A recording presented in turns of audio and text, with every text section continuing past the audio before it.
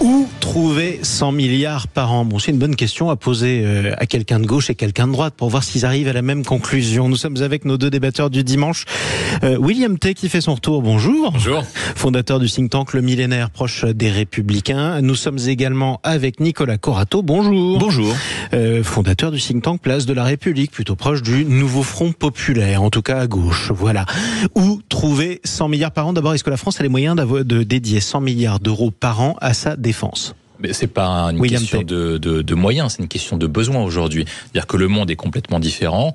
Et nous, on a fait depuis 2-3 ans qu'on propose exactement la même chose, c'est-à-dire un passage de la France en économie de guerre et un réarmement de la France. Pourquoi? Parce que la France est complètement désarmée depuis des années. Lorsque vous prenez les différentes données qu'on a, depuis 1960, la donnée est plutôt marquante. La France, en 1960, consacrait 5,4% de son PIB sur les dépenses militaires. Dans le même temps, sur les dépenses sociales, on consacrait moins de 15%. Aujourd'hui, la France a diminué ses dépenses militaires par 3 et a augmenté ses dépenses sociales par 3. Ce qui fait qu'actuellement, la France aujourd'hui dépense 5,4% de son budget sur l'ensemble de ses dépenses régaliennes, militaires, justice et régaliennes, et dépense 46% de son budget sur le social. C'est-à-dire qu'en fait, on a déplacé avec les dividendes de la paix notre effort sur l'assistanat, le social et l'assistance, plutôt que sur le réarmement de la France, qui fait qu'aujourd'hui on est un pays faible, mais en même temps c'est le pays souhaité. En même temps, c'est le pays souhaité par Nicolas. Et moi, je pense qu'aujourd'hui, ce qu'il faut, c'est se réarmer concrètement sur tous les plans. Il faut se réarmer sur le plan économique. Il faut se réarmer sur le plan militaire. Il faut se réarmer sur le plan diplomatique. Mais donc, dans quoi on taille? Pardon, on va y arriver. Voilà. On va y arriver. C'est pour ça que je fais la comparaison entre les deux. Si je pense que le social a trop augmenté et je pense que le militaire et le régalien a trop baissé, et du coup, il faut faire un rééquilibrage du social vers le régalien parce qu'il y a trop de gaspillage. Donc, moins de médicaments remboursés. Non. Le social, il y a beaucoup de choses. Les dépenses, les aides au logement, ça représente 80 milliards d'euros en France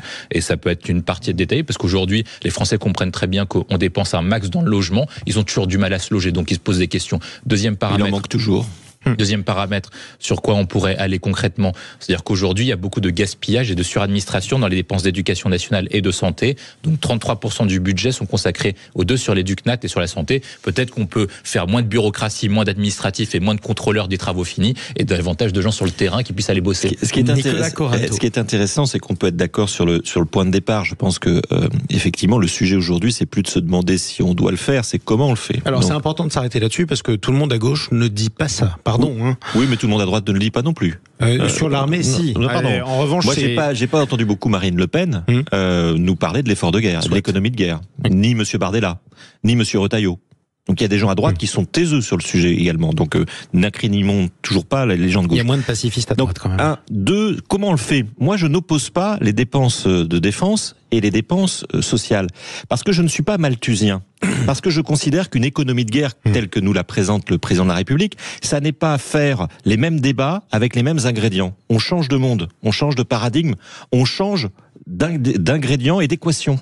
C'est pas les mêmes éléments, mon cher William. On va pas commencer à comparer ce qu'on paye pour le RSA et ce qu'on paye pour des ogives nucléaires. Non, c'est pas le sujet. Une économie de guerre, c'est une économie d'abord qui est née. La première fois qu'on a vécu une économie de guerre, c'était pendant la Première Guerre mondiale. C'est une économie où les forces de production, toutes les forces de production, mon cher William, et ça concerne également les entrepreneurs, les entreprises, les industries, sont tournées vers l'effort de guerre. On arbitre pour les canons, oui, et moins pour le beurre. Mais ça veut dire aussi que l'État, c'est une économie où l'État reprend sa place et reprend sa position, y compris vis-à-vis des industriels. C'est une économie où l'État réquisitionne.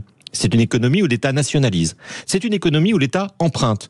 Pendant la Première Guerre mondiale, 16% seulement des ressources de l'État venaient de l'impôt. Le reste, c'était des emprunts qui étaient proposés aux Français. C'est-à-dire qu'on proposait aux Français de mobiliser leur épargne, de mobiliser ce qu'ils ne consommaient pas, parce que il faut le dire aux Français, pendant une économie de guerre, on consomme beaucoup moins, puisqu'on produit beaucoup moins. On était attaqués. Non, mais attendez, vous faites des comparaisons avec les années 60. Permettez-moi de faire des comparaisons avec le dernier moment où on a vécu une économie de guerre. C'est une économie dans laquelle les Français contribuent à l'effort de guerre par leur travail.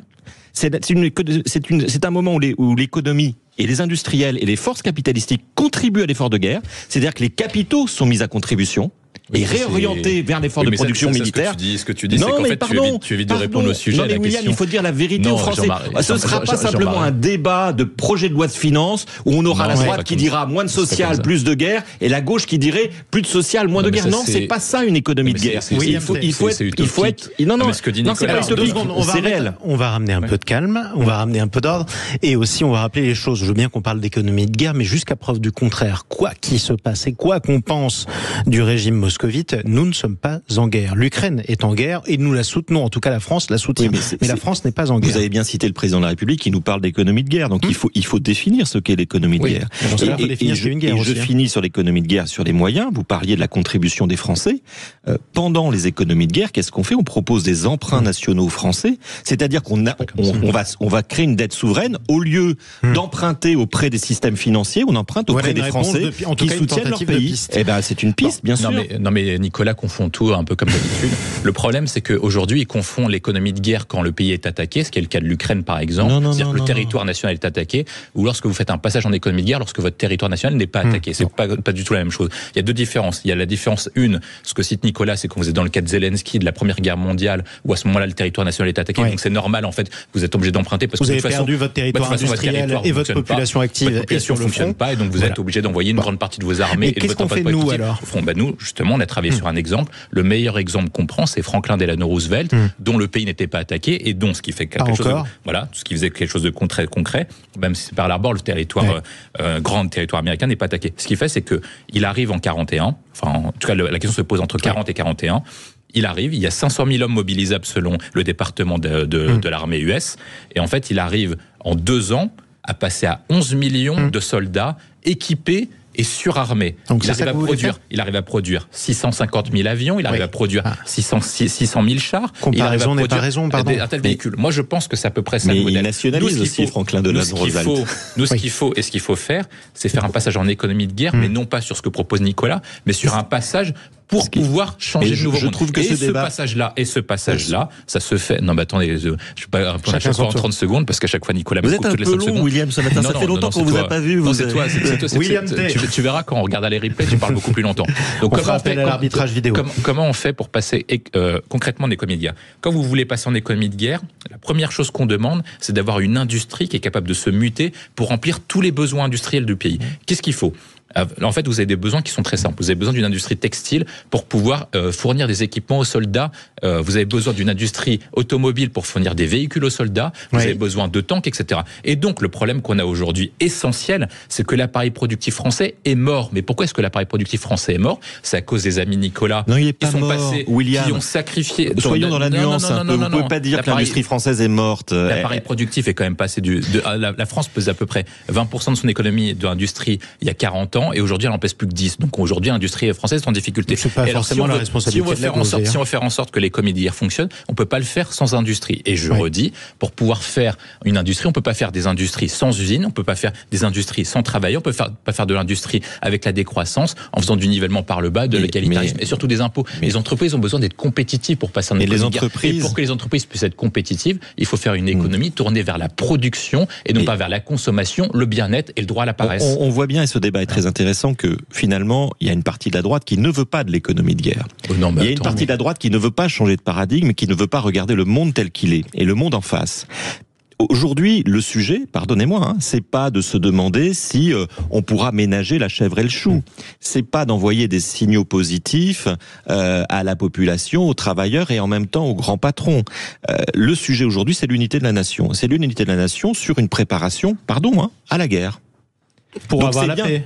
Mais bien sûr, pour avoir la paix, mais c'est bien une économie de guerre. Moi, je reprends le champ qui nous est proposé par le président de la République. On peut le critiquer, mais à partir du moment où on est d'accord sur ce champ-là, il n'y a pas 36 000 façons. Il n'y a pas une économie de guerre bis et une économie de guerre principale, mon cher William. C'est une économie de guerre tout court. Ça veut dire qu'il faut que chacun laisse sur le bas de la route, sur le bas côté de la route, une partie de ses idées, une partie de ses idéologies. Ça s'appelle l'intérêt vital et l'intérêt primordial de la nation. Alors, vu que vous êtes d'accord sur le point de départ, mais malgré tout, vous n'êtes pas d'accord sur le chemin sur le chemin qu'il faut emprunter, on va revenir aussi sur ces termes. C'est important ce que vous venez de dire parce que les Français sont quand même particulièrement inquiets. Vous dites, Nicolas, il faut une économie de guerre pour préparer la guerre. Je vous fais ajouter pour avoir la paix. Vous voulez pas entrer en guerre avec la Russie, que je sache? Non, c'est pas le sujet. Non, mais je sais, mais c'est important important de le préciser. Sinon, vous serez qualifié de va-t-en-guerre tout de suite après.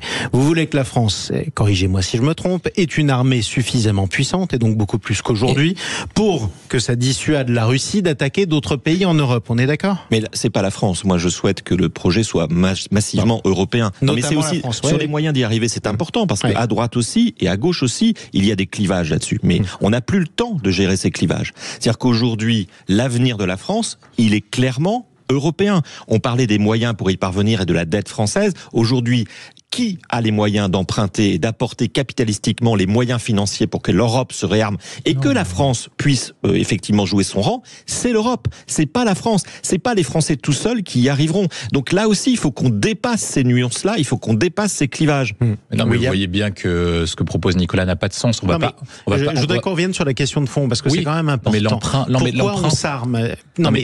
C'est important d'expliquer ça aux Français malgré tout et à ceux qui nous écoutent.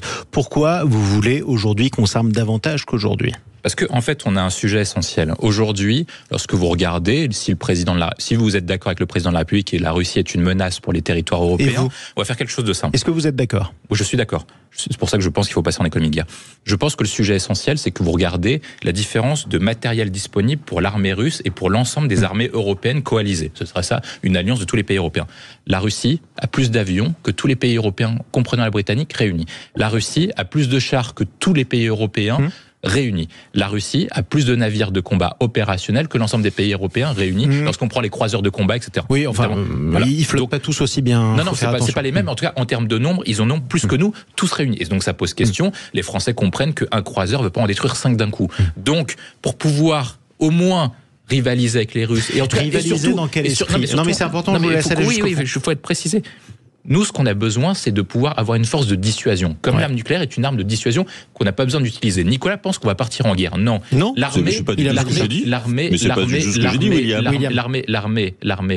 L'armée sert à pouvoir avoir un effet de dissuasion. Si on augmente nos moyens militaires, si on a plus de chars que les Russes, si on a plus d'avions que les Russes, si on a plus d'armées opérationnelles que les Russes, il est improbable que les Russes nous attaquent. Or, aujourd'hui, c'est ce qu'on propose. De quoi doit-on aujourd'hui dissuader Vladimir Poutine? D'une invasion de la Pologne, des pays baltes, de la Finlande, de la Roumanie. Je pense qu'il est probable que Vladimir Poutine, si on est faible, il pense qu'il y a une ouverture, décide de jouer son atout jusqu'au bout pour pouvoir profiter de son avantage dans la mesure où on est faible et qu'ils sont forts. Du retrait américain. C'est ce que dit Graham Allison dans le piège de Thucydide. Vous avez une puissance qui est dominante sur le continent, c'est l'Union européenne. Vous avez une puissance émergente qui est la Russie depuis une dizaine d'années. Et la puissance émergente rivalise toujours avec la puissance dominante pour pouvoir grappiller au maximum son avantage. C'est l'histoire de la vie. Sur 17 situations similaires depuis le Moyen-Âge, il y a eu 12 conflits sur Graham Allison. Je ne vais pas revenir dans les détails, mais les gens peuvent lire sur Internet. C'est le piège de Thucydide, voilà.